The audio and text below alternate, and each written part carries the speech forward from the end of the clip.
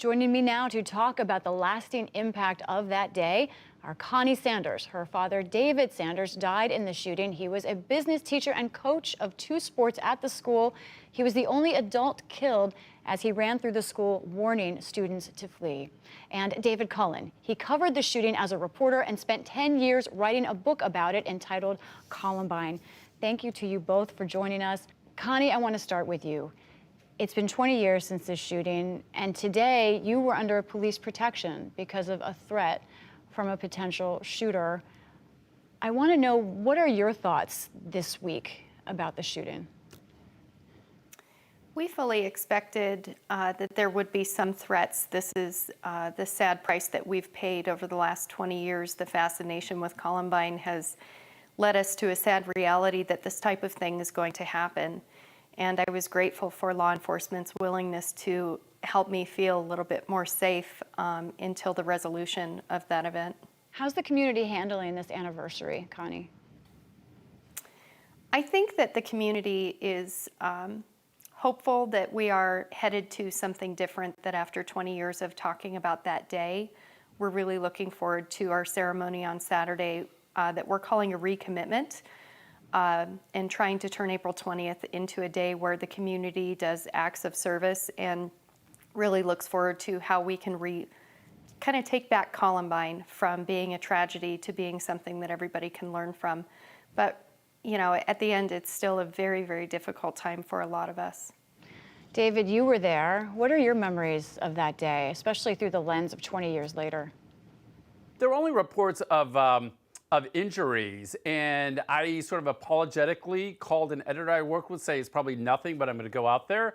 And I didn't know where it was. I knew the general direction and drove in that direction. And then when I saw the helicopter circling to the south, that was when my stomach clenched. I'm like, wow, this is horrible. And then I just drove toward those helicopters. You know, and it was different at that time, right? Because no one expected students to have died, right? And police were waiting for someone to turn themselves in. Right, completely. Yeah, they surrounded the building. There was an interesting phenomenon. So I got there within the first hour, and I was at a place called the Columbine Library, where most of the parents had been told to go to rendezvous, and then the kids weren't mostly there. And everybody was talking about, you know, what might happen, and they kept stopping their sentences. And I realized very quickly there was kind of a weird moratorium, an unspoken understanding. No one was going to say the word death or allude to the fact that somebody might have died. And it became very obvious when one mom started a sentence of like, if those kids find them, meaning the killers, you know, find them. And then she stopped in mid-sentence, and there were dirty looks all around. Like, don't you dare say that out loud. I was like, wow. So no one wanted to accept the idea that this might actually be murder. And I wouldn't go there myself in my head. I was sure it wasn't going to be murder until at 4 o'clock when the sheriff announced them, and the world kind of changed. And that's when the world did change, because we weren't ready to accept anything this horrific. Even the people there, and I don't know about Coni at your house, but you know, at the library, I'm sort of curious. I know you all gathered with your mom, but no one was just going to that place. Coni, yeah, what was going on at your house? So I remember my employer, somebody I was working with, drove me home, and I couldn't figure out why they would need to drive me home. It was like everybody knew that this was significant, but me, that immediate denial. And when I got to my mother's house, I walked in and everybody was on their knees in front of the TV because the helicopters, the media, they were zooming in on the school, and we saw people running out without their shirts on. It wasn't until later that we found out those were the students that were using their clothing to try to stop Dad's bleeding. And then they zoomed in on a sign that was in the window that said "one bleeding to death." And I just remember my mom being so upset and saying, I can't believe, I mean, that poor student. And it wasn't until later that we found out that sign was written for Dad. And even at our house, nobody would acknowledge that maybe he was dead. My mom kept saying he was hiding somewhere in the school, and although we suspected that he would not be hiding anywhere in the school because that was not part of his character, we had heard that he was shot in the foot, and we heard that he was transported to a hospital. We went to those hospitals. It wasn't until the next day that he was confirmed to be dead. Coni, I'm so sorry for you and your family that you went through this. And I also I find it remarkable what you've done with your life. You are a therapist who works with those who may have violent tendencies, trying to divert them from violence.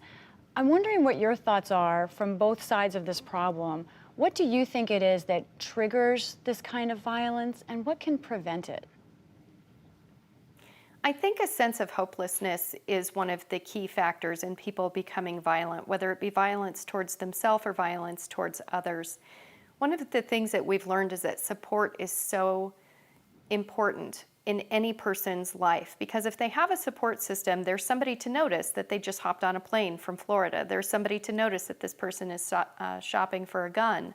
Dave, you know, some people also talk about the amount of shootings that have happened since Columbine. The Washington Post found that, amazing to me, nearly 200,000 American students have experienced a school shooting since Columbine. You have kept in touch with Columbine survivors and families like Coni. I'm wondering what you have learned about the way this trauma lives 20 years later. What does it look like? Last April, I was staying with one while I was chasing the Parkland kids around. I went to Columbine a couple times and stayed with Kiki Leba, one of the English teachers. I hope it's okay with me saying this. Well, I already put it in the book.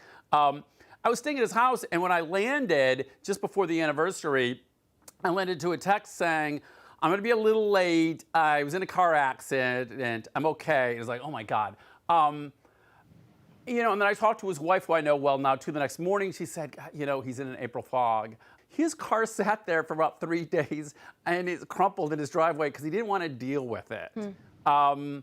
So it lingers and manifests in weird ways that you wouldn't expect. Coni, I want to finish this interview talking about your dad. He is someone, he ran into the cafeteria. He did not flee the scene. He ran into the cafeteria and warned hundreds of students who were in the path of the gunman, saved those lives. He didn't leave with them. Instead, he went further into the school to warn more students, and that's when he was killed. What do you want people to know about your dad? I want people to know that he was an ordinary yet extraordinary person all at the same time. And it amazes me how many people I run into that were inspired by him while he was alive, that although he saved hundreds of kids from that cafeteria that day, and we only have 12 students' names to read because of him, he was a wonderful dad to myself and my sisters. He was an incredible grandpa. He was a great husband. He was just a good person. He loved to influence students and young athletes and get people to help turn their lives around if they were struggling.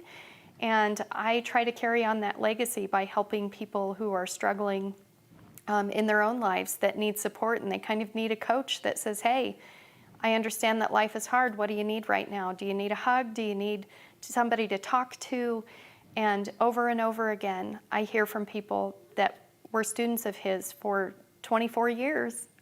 He was a teacher, and so many of them have talked about how he influenced them and he encouraged them. And I just want everybody to take a part of Dave Sanders with them and just, you know, move forward with kindness.